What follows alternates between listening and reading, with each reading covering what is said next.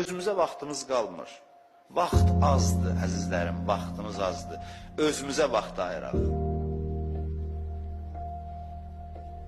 Bir alimin yanına gəldilər, cəmaat dedi ki, bizim kəndə ruhani göndər tələbələrindən.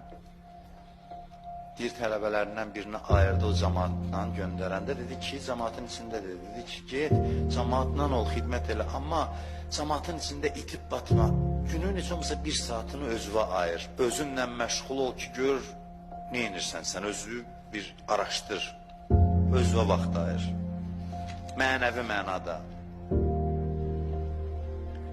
Bir müddət deyir, sonra o cəmaat gəldi, həmin alimlə görüşməyə, dedi, tələbəm necədir orada? Dedilər ki, əvvəl bir saat özü ilə məşğul idi, indi 24 saat.